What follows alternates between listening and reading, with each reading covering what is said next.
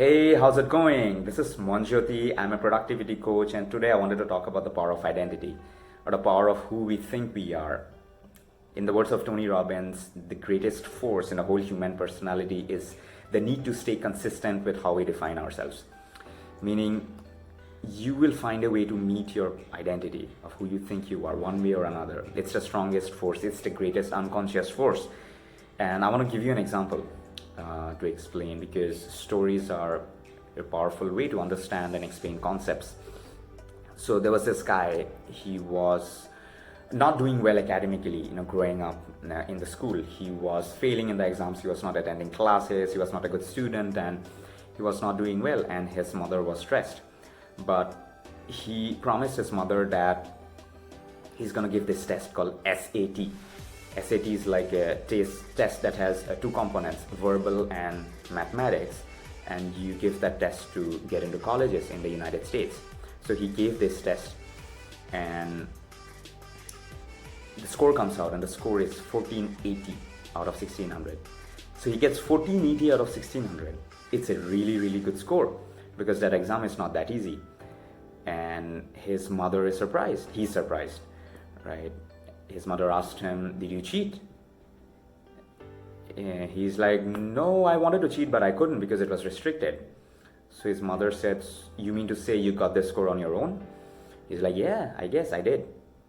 Right? So everybody thought that, he's very intelligent and he's very skilled, but his skilled and intelligent was not tested in the right format until now. So he's actually a 1480 student. And what that happens is that shifts his identity. He starts behaving like a 1480 student. What does a 1480 student does? He goes to class, he takes notes, he works hard, he is disciplined, he does the homework, right? He studies for exams, right? So he starts believing, and it's an unquestioned belief in his ability to succeed, because there is evidence to prove that he's a 1480 student, he's a good student, and the teachers treat him like he's a 1480 student. He treats himself and he acts like a 1480 student, and he does all that. He ends up going to a community college, he goes to an Ivy League college, and then he ends up becoming a really, really global successful magazine entrepreneur, right? He enjoys a really good growth curve in his career. I mean, it's successful on many people's terms. It may not be in everybody's terms, but yeah, it's successful on many people's terms. So, and many people are thinking that, he was intelligent and his skill and talent was not tested until that test format, and that revealed his true qualities and strengths and his capacities, and that's who he is, and he thought that too. Until 12 years later, after he gives the test, the SAT people reaches out to him, sends him a mail saying that very year there were 13 people who got the wrong scores because of a wrong evaluation. Turns out his actual score was 640. Not 640, sorry, his actual score was 740, half of 1480. So it's funny because it does not matter the fact that he did not get that score. The fact that he believed without any doubt in the fact that he is a 1480 student, his behaviors improved to meet that standard, to meet that new sense of identity, and he started acting like one, and the results reflected as if he was a 1480 student, and his results reflected the career path of a 1480 student supposedly, and that was who he thought he was and everybody around him, until turns out that his actual score was 740. So turns out he was not a 1480 student, but just because of the fact that he believed without any doubt that he is somebody who can perform at the level of a 1480 student, because there is evidence, real life evidence, because we believe in evidence. We do not believe in what we think, but we believe in real life evidence, and that supported the theory that he is a good student. So it does not really matter what is the reality and who we have been, right? Because if you believe in an identity and you don't question it, your behaviors are going to improve to meet that identity, to meet that standard, even if that standard is unreal. In this case, it was unreal, right? So which means to say that no matter who we are, who we think we might be, because it's very tempting for us human beings to put us in a box. I am an artist, I am a businessman, I am a entrepreneur, I am a corporate professional, I am a sales professional, right? And that's what I do. But is that really true? Right? So what are some of the things that you can believe that you never even thought in your wildest dreams? That if you actually believed and you stop doubting yourself, you stop questioning yourself, you'll actually,